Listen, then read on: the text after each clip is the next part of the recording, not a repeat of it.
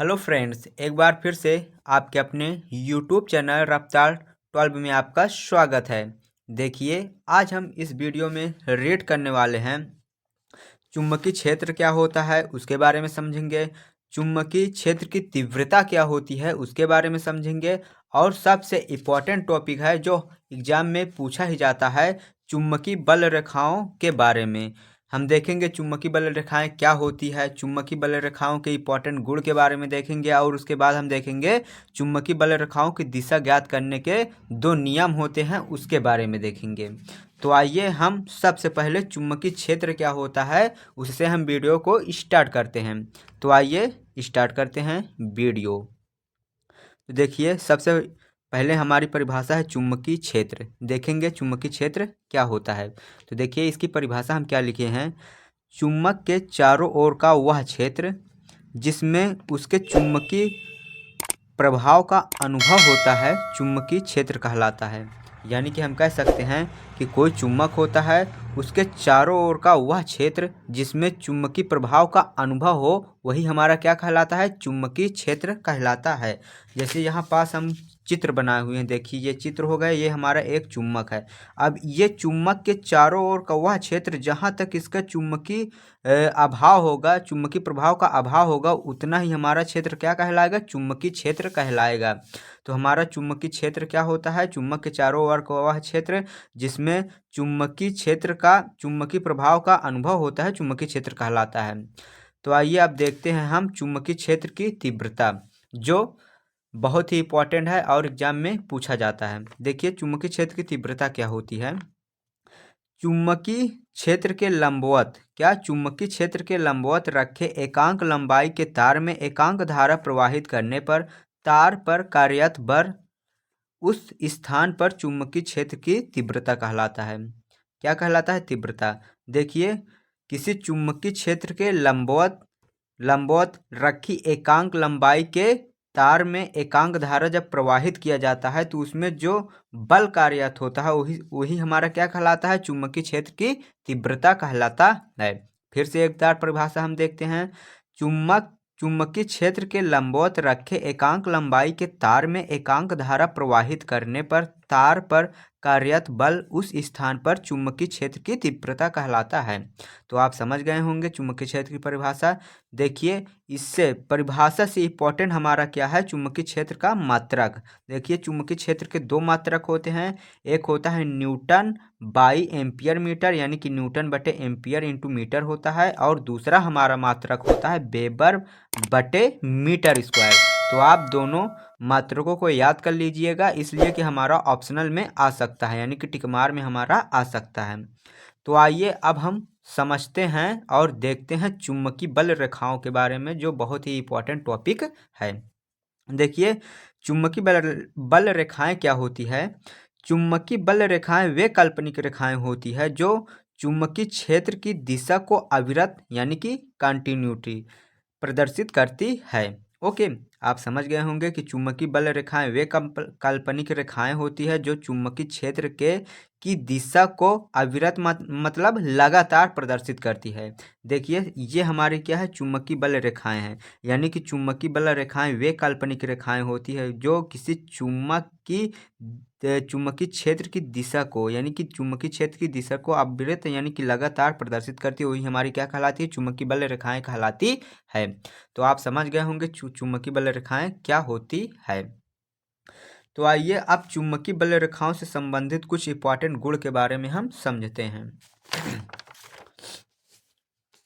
देखिए, चुंबकीय बल रेखाओं के गुण।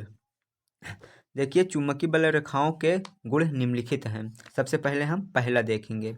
चुंबकीय बल रेखाएं चुंबक के उत्तरी ध्रुव से निकलकर सदैव वक्र बनाती हुई चुंबक के दक्षिणी ध्रुव में प्रवेश करती हैं। यानी कि हम कह सकते हैं, देखिए चित्र से हम समझते हैं, हम कह सकते हैं कि चुंबकीय बल रेखाएं वे काल्पनिक रेखाएं हैं जो चुंबक के उत्तरी ध्रुव से निकलती हैं और वक्र बनाती हुई दक्षिणी ध्रुव में प्रवेश करती है। ये हमारा क्या हो गया, पहला गुण है। यानी कि चुंबकीय बल रेखाएं चुंबक के सदैव उत्तरी ध्रुव से निकलकर वक्र बनाती हुई दक्षिणी ध्रुव में प्रवेश करती है। ये हमारा क्या है, पहला गुण है। आइए दूसरा गुण देखते हैं। चुंबकीय बल रेखाएं बंद वक्र के रूप में चलती है। देखिए ये जो हमारी चुंबकीय बल रेखाएं हैं ये हमेशा वक्र के रूप में क्या होती है, चलती है। आप दूसरा भी समझ गए होंगे गुण। आइए अब तीसरा गुण समझते हैं। चुंबकीय बल रेखाएं एक दूसरे को कभी नहीं काटती है। देखिए ये जो हमारी चुंबकीय बल रेखाएं होती है ये एक दूसरे को कभी भी आप काटती नहीं है। जैसे ये बल रेखाएं इसको काट दे ऐसा नहीं हो सकता, यानी कि चुंबकीय बल रेखाएं एक दूसरे को कभी भी नहीं काटती हैं। आइए हम चौथा गुण देखते हैं। चौथा गुण हमारा क्या कहता है, चुंबक के ध्रुवों के समीप चुंबकीय बल रेखाएं पास पास होती है और ध्रुवों से दूर जाने पर चुंबकीय बल रेखाएं परस्पर दूर होती जाती है।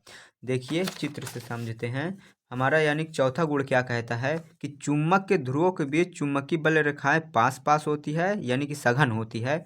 ये किस लिए सघन होती है कि इसलिए कि चुंबक के ध्रुवों पर जो हमारा चुंबकत्व तो होता है प्रबल होता है, इसलिए चुंबकीय बल रेखाएं भी क्या होती है, पास पास होती है। यानी ध्रुवों के मध्य क्या होती है, चुंबकीय बल रेखाएं पास पास होती है और ध्रुवों से दूर जाने पर चुंबकीय बल रेखाएं परस्पर क्या होती है, दूर होती जाती है। ये हमारा क्या कहता है, चौथा गुण कहता है।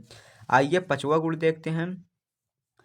चुंबकीय बल रेखाओं की दिशा उत्तरी ध्रुव से दक्षिणी ध्रुव की ओर होती है। वेरी वेरी इंपॉर्टेंट है ये। ओके, यानी कि चुंबकीय बल रेखाओं की दिशा जो होती है हमेशा चुंबक के उत्तरी ध्रुव से निकलती है, यानी कि चुंबकीय बल रेखाएं सदैव उत्तरी ध्रुव से निकलती है चुंबक के और वक्र बनाती हुई दक्षिणी ध्रुव में प्रवेश करती है। यानी कि चुंबकीय बल रेखाओं की दिशा क्या होती है, उत्तरी ध्रुव से दक्षिणी ध्रुव की ओर होती है।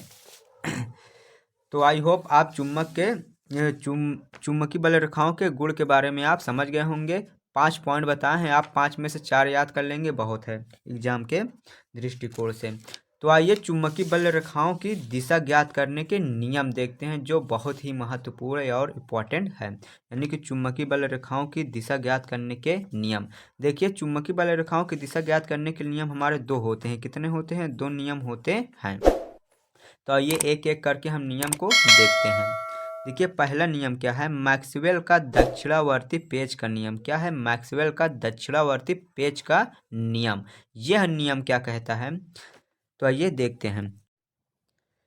इस नियम के अनुसार यदि पेच कसते समय, पेच होता है, ठीक, पेच कसते समय पेचकस को दाएं हाथ से, कौन सा, दाएं हाथ से, दाएं हाथ में पकड़कर इस प्रकार घुमाया जाए कि पेंच की नोक धारा की दिशा में आगे बढ़े, तो पेंच को घुमाने की दिशा चुंबकीय बल रेखाओं की दिशा की ओर, यानी कि को प्रदर्शित करती है। एक को है, ओके, को प्रदर्शित करेगी।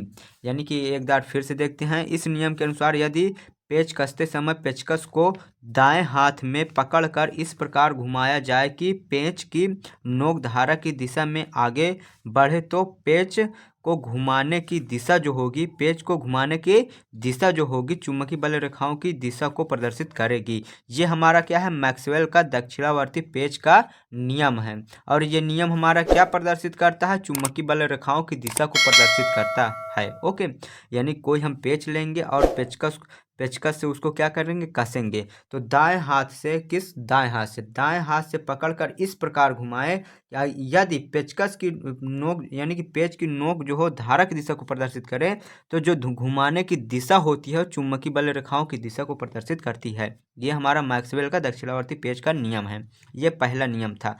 आइए हम दूसरा नियम देखते हैं जो चुंबकीय बल रेखाओं की दिशा को प्रदर्शित करता है। देखिए दूसरा नियम क्या है, दाएं हाथ के अंगूठे का नियम। तो आइए देखते हैं दाएं हाथ का अंगूठे का नियम क्या कहता है। इस नियम के अनुसार यदि दाएं हाथ में सीधे धारावाही चालक को इस प्रकार पकड़े कि अंगुलियां तार पर लिपटी हो व अंगूठा धारा की दिशा में हो, तो लिपटी हुई अंगुलियां की दिशा चुंबकीय बल रेखाओं की दिशा प्रदर्शित करेगी। ओके, तो ये हमारा क्या हो गया, दाएं हाथ के अंगूठे का नियम। देखिए दाएं हाथ का अंगूठा का नियम क्या कहता है, यदि हम किसी धारावाही चालक को लें, यानी कि तार को लें, और उस पर हम क्या करें, दाएं हाथ से पकड़ें और दाएं हाथ से पकड़कर क्या करें, अंगुलियां लिपटी हुई हो और उसको हम क्या करें, अंगुलियां लिपटी हुई हो और अंगूठा क्या होगा, अगर धारा की दिशा को प्रदर्शित करेगा तो लिपटी हुई अंगुलियां हमारी को होगी चुंबकीय बल रेखाओं की दिशा को प्रदर्शित करेगी। तो ये हमारा क्या है, दूसरा नियम है। तो आई होप चुंबकीय बल रेखाओं की दिशा ज्ञात करने के जो हमारे दो नियम होते हैं, मैक्सवेल का दक्षिणावर्ती पेच का नियम है और दाएं हाथ के अंगूठे का नियम है, आप दोनों नियमों को समझ गए होंगे। तो आई होप यह वीडियो आपको अच्छी लगी हो, समझ में आई हो, तो लाइक शेयर एंड सब्सक्राइब जरूर करिएगा और वीडियो देखने के लिए हमारी तरफ से धन्यवाद।